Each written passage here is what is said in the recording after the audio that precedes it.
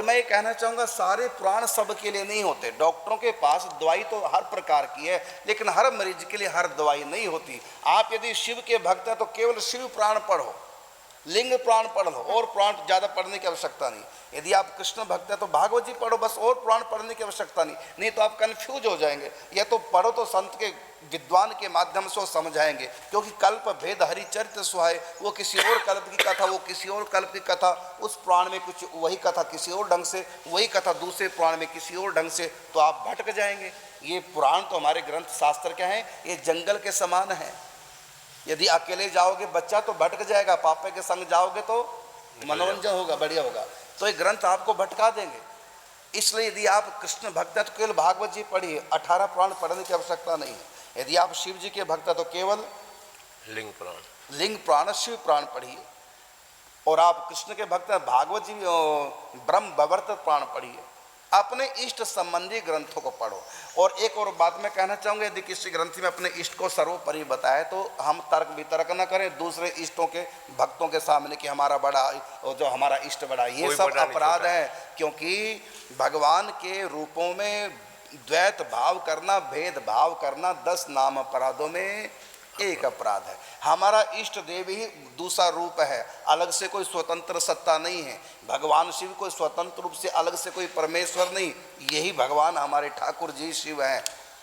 इस प्रकार का अद्वैत भाव रखें भगवान के दूसरे रूपों से, तो कभी भी मन में इस प्रकार की वो नहीं होनी चाहिए। एक जगह आप लगे, बस एक में चिंतन भजन करते रहो। बाकी रही बात देवताओं की उपासना के लिए तो बिल्कुल मना करें, करने की आवश्यकता नहीं। जब आप वैष्णव है या शैव हैं, अपने इष्ट देव में लगिए। जड़ में, जैसे कि भी महाराज जी ने बताया, जड़ में जब हम जल डालते हैं तो शाखाओं में सब जगह पहुंच जाता है।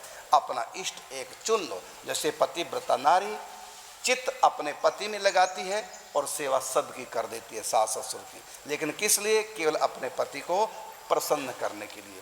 यदि हम और रूपों की भी उपासना करें तब भी उनसे अपने इष्ट की भक्ति ही मांगनी चाहिए। जैसे कात्यायनी की उपासना गोपियों ने की, क्या मांगा कात्यायनी माता से? कात्यायनी महामाये महायोगिन्यधीश्वरी नंद गोप सुतम देवी पति में कुरुते नमः। तो उन्होंने मांगा श्री कृष्ण। तो इससे अनन्यता नष्ट नहीं होती। तो जितने भी पुराण हैं सारे नहीं पढ़ने चाहिए, नहीं तो भटक जाओगे। यदि आपको सारा नॉलेज प्राप्त करना है तो गुरु के माध्यम से करना, जहां जहां आपको शंका होगी, क्योंकि एक ही लीला अलग अलग पुराणों में अलग अलग प्रकार से कही गई है। जैसे समुद्र मंथन की लीला है, अब यही लीला शिव पुराण में पढ़ोगे तो और ढंग से है, यही लीला विष्णु पुराण में पढ़ोगे तो अलग ढंग से है, यही लीला भागवत जी में पढ़ोगे तो अलग ढंग से है। तो आप कहेंगे ये कौन सी सच कौन सी गलत, तो परेशान हो जाओ, क्योंकि ये अलग अलग कल्पों के अलग अलग चरित्र होते हैं। तो इसलिए आप केवल एक अपना इष्ट ग्रंथ पढ़ो, अधिक भटको मत। ये सब संतों के लिए छोड़ दो। इतना अधिक नॉलेज तो संतों को चाहिए, क्योंकि उनके पास अनेक प्रकार के प्रश्न आते हैं, शिष्य करते हैं, तो उनका समाधान करने के लिए संतों को तो पूरा ज्ञान चाहिए। लेकिन आप लोगों को पूरा ज्ञान की आवश्यकता नहीं। ये तो डॉक्टरों को पूरा ज्ञान चाहिए, मेडिकल हॉल खोल के बैठा, दवाइयों का पूरा ज्ञान चाहिए, लेकिन मरीज को पूरा ज्ञान की आवश्यकता नहीं। जो उसके हाथ में दे दिया गया थैली पे दवाई, बस उसका ज्ञान प्राप्त कर ले और वो खाए और अपना उद्धार कर ले, इतना ही है। ज़्यादा उसमें ना पढ़ो आप। ये संतों के लिए छोड़ दो सारे पुराण को। आप अपना इष्ट देव का पुराण पढ़िए, और इष्ट देव का पुराण पढ़ करके आपके मन में अपने इष्ट के प्रति श्रद्धा पक जाएगी मजबूत। लेकिन फिर आप दूसरे इष्ट देवों के भक्तों में भेद नहीं करना और उनको नीचा दिखाने की कोशिश नहीं करना कि हम बड़े हैं वो छोटे हैं, हमारा इष्ट बड़ा है वो। कोई नहीं, एक ही परमात्मा अनेक रूपों में, कोई बड़ा नहीं कोई छोटा।